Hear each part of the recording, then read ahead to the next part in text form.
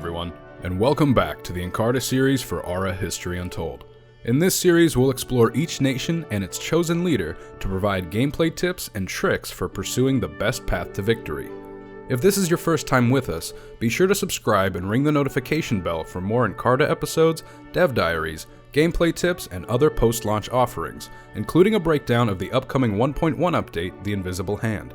And of course, let us know which leaders or nations you'd like to see in future episodes. Today, we're revisiting Greece. Let's jump in.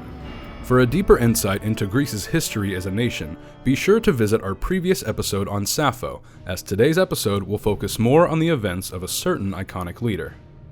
To represent Greece, Aura History Untold is spotlighting Alexander the Great. Alexander the Great, also known as Alexander III of Macedon, was a young, smart, courageous, arrogant, and brilliant military leader. He was the son of King Philip II, and in his youth was taught by Aristotle himself. During his short, violent life, Alexander led one of the greatest armies in history to triumph after triumph. With a massive army at his fingertips, Alexander set about conquering Persia, Egypt, and extended his empire all the way to India before his troops begged him to let them return home.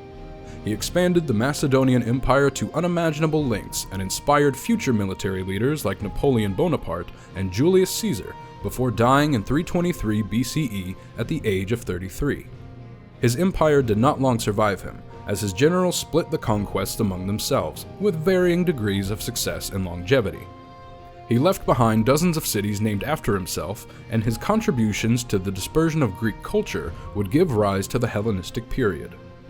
Alexander excels when capitalizing on his military strength. His leader trait, Hammer and Anvil, reflects on his history as an expert military leader by providing strategic benefits to his pikemen and lancers as they cannot be countered by enemy units. It also provides additional XP to all forces that are engaged in combat, and even more when they defeat an enemy. These small victories will stack over time, growing your forces into fearsome foes. His discipline trait increases your build production for government and military improvements, which are essential for defending new cities and creating new troops across all three acts. When playing Alexander, your goal should be to spread far and wide, conquering each new city you find along the way. His aggressive and adventurous traits work well together, as his scouts will be able to outmaneuver most troops and report back their location to his armies, who receive a 10% increase in strength when fighting outside of your territory. Finally, his resplendent trait decreases the prosperity in your capital, but this can be offset by constructing mints, choosing the right amenities to increase your quality of life, or building a particular triumph which we'll talk about shortly.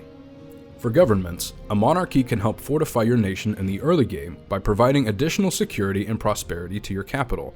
This centralized form of government allows for swift decision-making and implementation of policies, particularly in areas of the monarch's interest. However, this can lead to inefficiencies in sectors that are not prioritized, so keep a close eye on those quality of life stats. In Act 2, an autocracy will strongly suit Alexander's playstyle once firearms have been researched. Intrinsically, your forces could be larger with an autocracy because of the increased force cap, and you can tailor the policies to benefit your nation how you see fit. Between triumph production, bolstered troops, and increased quality of life, it's up to you as the supreme leader to choose the best policy for your nation. Finally, in Act 3, Empire will give Alexander that high city cap needed for expanding his nation across the map. You'll receive a slight decrease in production, but this can be offset through policy options that give you a 10% crafting boost in all cities, or a 10% boost to build production for new improvements and triumphs. Manage to keep your empire happy, and few will be able to challenge you in the race for prestige victory. Let's talk triumphs. In Act 1, the Great Pyramid of Giza is an early build that raises prosperity in the city it's built, completely nullifying the effects of your resplendent trait if placed in your capital. This allows you to focus your efforts on declaring war, rather than maintaining your citizen stats. In Act 2, the Hwasong Fortress is a strong defensive triumph that bolsters troops within your borders and provides additional city growth for each region in your city.